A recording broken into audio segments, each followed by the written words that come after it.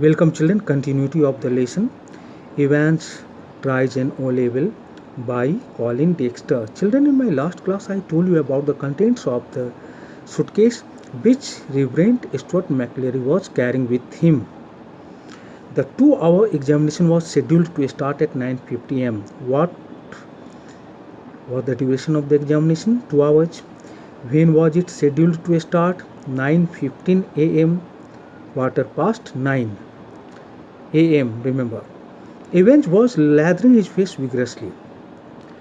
What was Evans the prisoner doing that time? He was using some kind of shaving cream on his face to shave. S-H-A-V, shave his face. How was he doing this work of lathering his face? Vigorously, energetically. Vigorously means energetically. When Stevens brought into a small square table, a square, a plain figure with 4 equal sides. You know, that was the time when Stevens, one of the police officers, brought inside Evans' cell 2 square tables and set them opposite each other in the narrow space between the bunk on the one side and on the other a distempered stone wall. In the cell there was a bunk on the one side, bunk a sleeping berth, and on the other side there was a distempered stone wall. Distemper, a type of paint. Between the distempered stone wall and the bunk there was some narrow space. In that narrow space Mr. Stevens kept those 2 square tables. Clear? Next, Stevens brought in 2 hard chairs. Then he went out of the cell again and brought inside the cell. When he returned, what did he bring with him? 2 hard chairs, solid, stiff and difficult to bend. Hard chairs. The slightly less battered of which he placed in front of the table which stood nearer the cell door. There was a table which Stevens had kept near the cell door. He kept one of those 2 hard chairs, that chair which was slightly less battered than the other. He kept that chair in front of the table which he had kept near the cell door. Jackson put in a brief final appearance. Mr. Jackson, before the commencement of the examination, came there. He made a brief final appearance. Behave yourself, laddie. He did not want to disturb Evans the prisoner. He had just visited his cell once again to instruct him to do something properly. It was his brief final appearance, very short final appearance. Behave yourself, laddie. He instructed Evans the prisoner to show right kind of behavior. He used the word laddie. Laddie means boy. Evans turned and looked. Evans moved his face and looked at Mr. Jackson. And this, Jackson pointed to the pinups. There were some posters on the wall. Jackson pointed to those posters off. He wanted Evans the prisoner to remove those posters. Pinups are the posters of actors and actresses. These posters you can find generally in a magazine associated with the world of cinema. Evans turned and nodded again. Evans looked at those posters and once again moved his head up and down quickly. I was going to take them down anyway. He told Mr. Jackson that he was going to remove them anyway. Remove them anyway. A minister, isn't he? The chap coming to sit in, I mean. Now he asked Mr. Jackson a question. What was that question? He asked Mr. Jackson whether the person who was going to act as an invigilator was a minister or not. Minister, a trained religious person. A trained religious leader or person, you can say. Leader. And how did you know that? Asked Jackson quietly. Mr. Jackson, without showing any agitation in his voice, asked Evans the prisoner calmly how he had come to know about that. How he had known that. Well, I had to sign some forms, didn't I? And I couldn't help.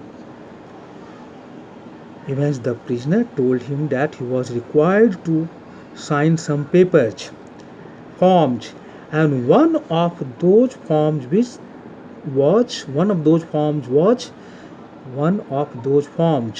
was related to the invigilator who was coming to invigilate.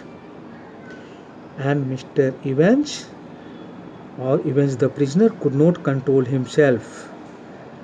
He read that paper also. That is how he came to know about the person who was actually a minister who had been given the responsibility of invigilating.